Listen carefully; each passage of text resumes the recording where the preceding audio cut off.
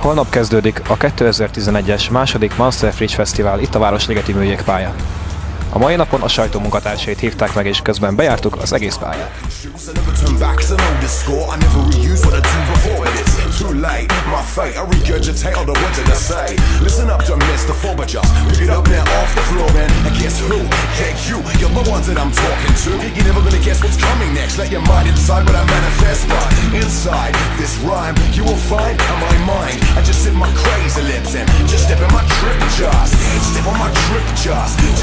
Trip, man. Step on my trip, just step in my trip, man. Just step on my trip, just step in my trip, man. Just step on my trip, just step in my trip. I've got no pecs to flex all day long. I dream about sex, but I'm impotent and I'll send me us. I can't remember when I got it up last. I stink. I need a Mennyi embert várnak idén erre a fesztiválra? Ugye tavaly 45 000-en voltak, idén mennyien várhatóak? Hát szeretnénk ezt az embermennyiséget megduplázni, erre elég nagy realitásunk is van. Tulajdonképpen 80 000 embert várunk, természetesen nem egyszerre, tehát nem naponta 20 000 ember egyszerre bent lesz a helyszínen, hanem vannak érdeklődők a nappali programjainkra, és vannak érdeklődők a zenei részre, és érdeklődők a verseny részre, és abban bízunk, hogy ez az embertömeg tulajdonképpen cirkulál, tehát leváltják egymást, és így egy ilyen élhető rendezvényünk lesz. És mennyi lesz ebben a külföldieknek az aránya? Tehát külföldön csináltak esetleg valamilyen kampányt, akár Ausztriában, akár Szlovákiában, ugye osztrákok és szlovákok megjelentek, tehát mennyi külföldi várnak?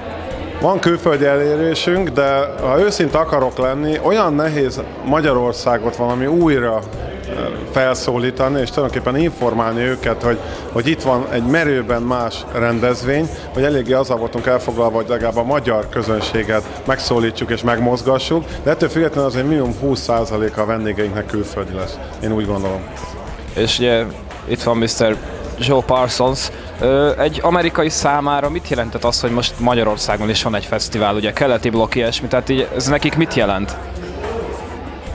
Ő nagyon büszke erre a rendezvényre, tehát ő már megjárta tulajdonképpen a világ legnagyobb versenyeit, tehát ő tényleg tudja azt, hogy mi egy szép terület, mi egy jó rámpa, milyen egy jó versenyző, milyen egy jó megszervezett esemény, de ettől függetlenül őt mindig sokkolja az, hogy itt minden milyen gyönyörű.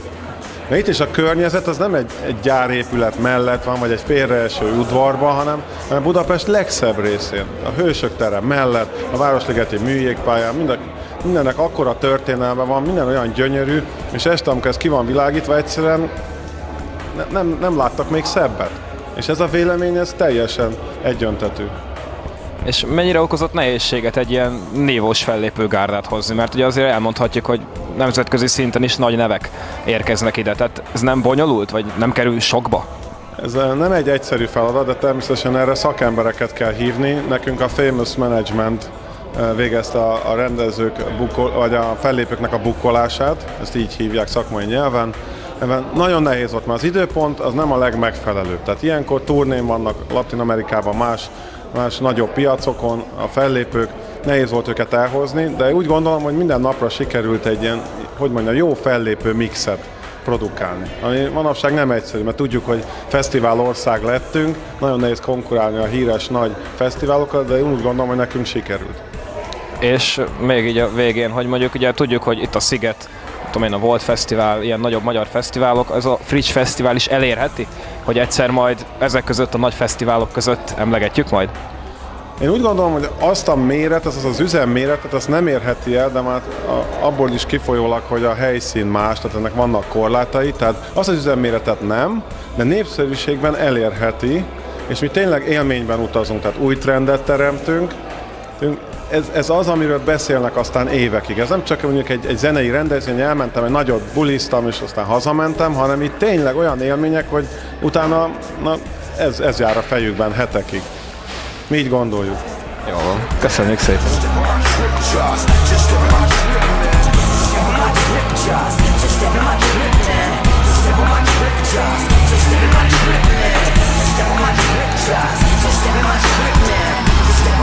Mikor kezdtétek ti ezt az extrém sízést tulajdonképpen? Hány éve? Vagy ezt gyerekkorban kell kezdeni? Vagy ez hogy működik?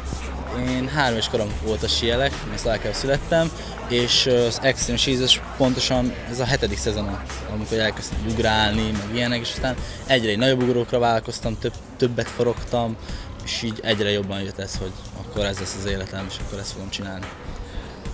És azt tőled kérdezem akkor már, hogy itt mennyi esélyetek van nektek? Én nem tudom, én nem igazán vagyok otthon ebben a mezőnyben, de mondjuk itt van 2 magyar srác, nem tudom, külföldiekkel. Ti vagytok a legjobbak? Hát igen, mondhatnám ezt is, de nem teljesen igaz. Sajnos esélyünk azt sem van, de rá is van nem sok.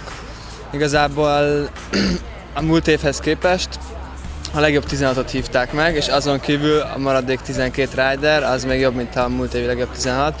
Szóval keményebb mezőny lesz.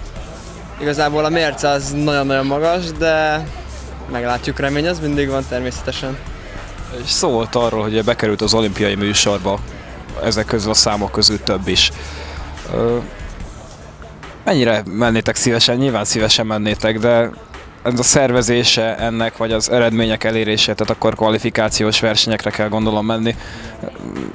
Ez minden támogatást megkaptok erre? Igazából ez egy hosszabb beszélgetés lenne, ezt mi is most elpróbáljuk intézni a síszövetséggel, hogy leüljünk és beszéljük meg ezt a dolgot, mert mi se tudjuk pontosan, hogy mi van, mert ez egy nagyon új dolog, ez a snowboard és a freestyle sí, slopestyle, és ez egy nagyon új dolog már, mint az olimpiával kapcsolatosan, és tényleg nagyon sok kérdőjel van ebbe, tehát nagyon sok idő az, amik megbeszélik az emberek, hogy tényleg, hogy ki jut ki, mennyi a kvóta, hol van a kvalifikációs versenyek, milyen támogatást kapunk, és igazából ez a Magyar Síszövetségtől függ, hogy ők hogy állnak ehhez. Reményeink szerint segítenek valami, legalább abba elintézni, hogy legalább elmondják, hogy hol lesznek a versenyek, megkapjuk-e a FIS kódokat, és a többi rész az már csak utána költség, mert ennek a költsége nagyon nagy, mert van még 3 évünk, azzal szerintem el tudjuk ezt érni, és ha legalább nem érik, akkor legalább megpróbáljuk, mert az ember nem próbálkozik, akkor sehol nem halad előre. Tehát remény szerint